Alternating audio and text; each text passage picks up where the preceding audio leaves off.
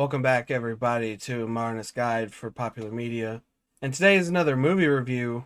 This one a little bit more oddball. Spencer, directed by Pablo Lorain and written by Stephen Knight. Pablo Lorain is probably most famous for at this point with his 2016 film Jackie, which had Natalie Portman as Jackie Kennedy, and it was mostly after the death of JFK and dealing with that, and it was very dramatic and intense, dark biopic. It was more about how she probably responded life after the assassination. And so here we are with Spencer with an equally interesting, probably left field cast for most people, with Kirsten Stewart, of all people, as Princess Diana. Spencer being Diana's maiden name before she got married, which I honestly didn't know, and I'm sure a lot of people didn't, to be fair. And Kirsten Stewart knocks it out of the park.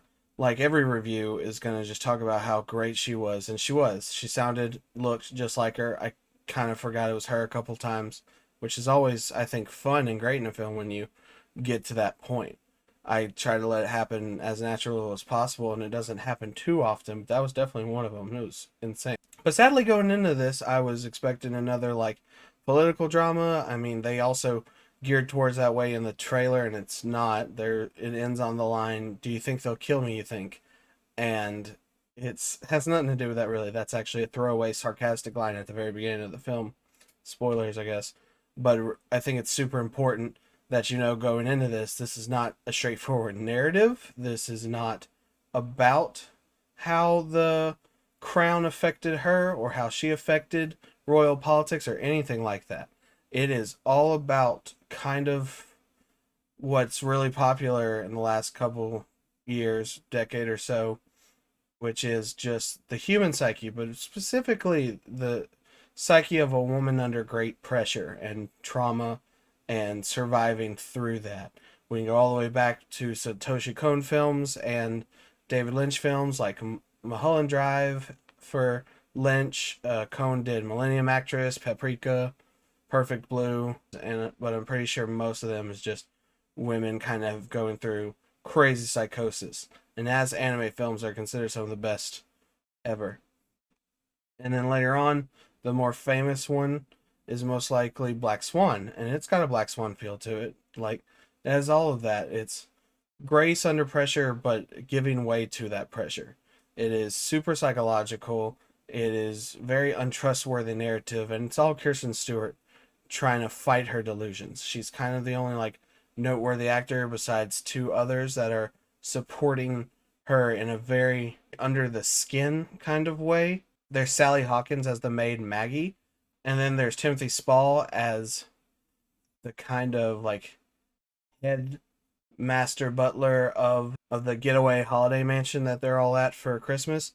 And I see a lot of people trying to compare it to A Christmas Carol, and I guess in like a super vague sense, but it's not about her learning any lessons really, or necessarily even being visited by ghosts of her past. It's just like it's a Christmas setting, and she's dealing with how to wake up as a new person, I guess, is what people are drawing the parallel to. But really, it's just about, I think, female performance panic and paranoia. And a lot of people get really defensive for Diana, and she was always the people's princess, and she died a bit before my time as like a conscious human. I remember her dying, but that's about it, and give my age away. But it almost feels like Lorraine picked this more so as she seemed to be the perfect woman to do a dissection of female psyche with bullshit pressure and psychosis to handle and struggle with, and use very creative, very subtle delusions as and illusionary thriller concepts, because it is very psychological. Not everything you see actually happened or happens, and you have to like decide what's real and what's not for yourself a little bit. But it's not like super horror scary as much as just like stressful and anxiety ridden. And it's all Kirsten Stewart. It is her play, her performance. She dances around fantastically, and it's just wonderful. But going in, I was hoping for something more, but I guess, if you're gonna make a the Queen killed Diana type movie, you better you better think about it real hard. So this is like a great way to still dissect the immense problems that Diana definitely probably had throughout her life as a royal, and even her decision to divorce, because this is actually like 6 years before her death. This is when she divorces the prince. And there's really not much to grab from it but that. You're just watching another woman go crazy, but it's not, in a derogatory way or trying to say that that's what happens. It is trying to tastefully and artfully show the trauma of women, but that'll always be a huge divisive discussion for other reasons.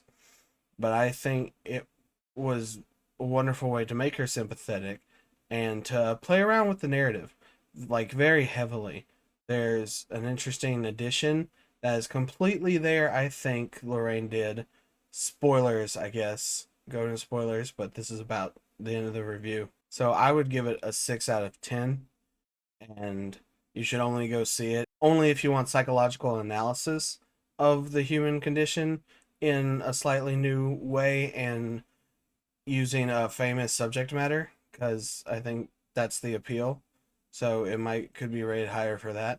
But overall, like enjoyability of it, it's kind of hit and miss still, but it's still pretty wonderful. But real quick, spoilers.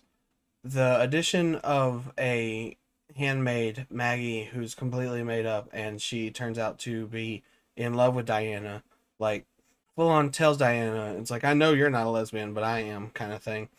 I think that was just there for Diana to have somebody intimate she can depend on that wasn't a man and wasn't related to the royal family. And so you can take that with what you will about it. I think it was a nice modern idea, but it's still kind of iffy if it actually works or not. I think several viewings lets you decide that. But that's all for this one, because it's kind of such a condensed film that all you can really talk about is just Kristen Stewart's amazing and the psychology is entertaining to watch, while maybe not always hitting nail on the head like it wants to. So thank you. Like, share, subscribe if you want. If not, thanks for just listening. Have a good night.